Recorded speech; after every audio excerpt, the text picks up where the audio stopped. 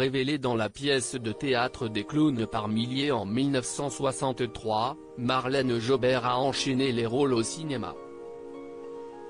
Si l'actrice a donné la réplique à Kirk Douglas, Jean-Paul Belmondo, Michel Piccoli, Anthony Perkins, mais aussi Pierre Richard, sa carrière aurait pu s'arrêter bien plus tôt. À l'âge de 22 ans, elle a en effet été victime d'un dramatique accident de voiture à l'île Saint-Louis, à Paris, qui l'a projetée contre le pare-brise. Si Marlène Jobert a survécu, elle a longtemps été défigurée.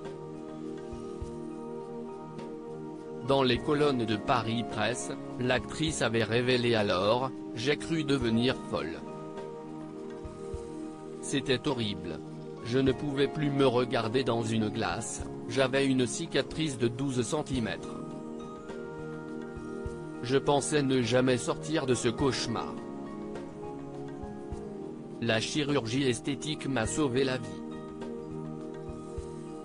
En novembre 2014, CST dans un entretien accordé à Gala que Marlène Jobert avait évoqué l'accident qui lui a valu une cicatrice à la joue.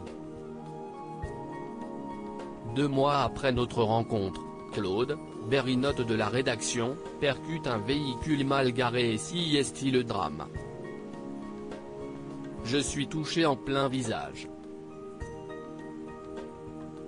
Ma joue droite est profondément entaillée.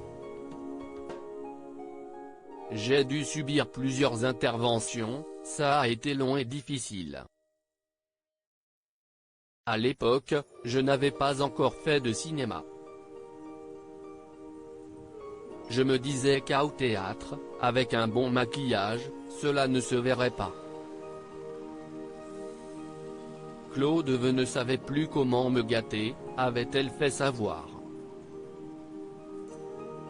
Si le couple s'est rapidement séparé, la carrière de l'actrice a malgré tout décollé.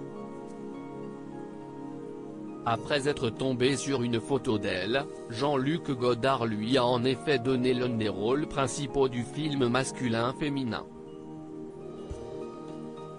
Marlène Jobert a d'abord refusé de jouer avec Lino Ventura. C8 diffusera ce dimanche 27 février 2022 le film policier Dernier domicile connu, dans lequel Marlène Jobert donne la réplique à Lino Ventura. L'actrice a failli ne pas y jouer.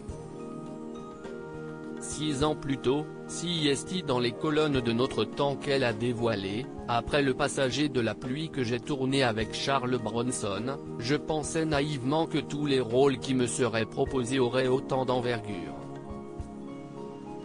Quand le réalisateur José Giovanni m'a demandé de jouer la nouvelle auxiliaire d'un inspecteur interprété par Lino Ventura dans Dernier domicile connu, j'ai d'abord refusé. Personne ne m'avait expliqué que le scénario était beau, que le duo avec Ventura serait merveilleux. J'ai quand même fini par accepter, mais Lino avait été terriblement vexé qu'une petite merdeuse comme moi refuse de travailler avec lui. Loading widget.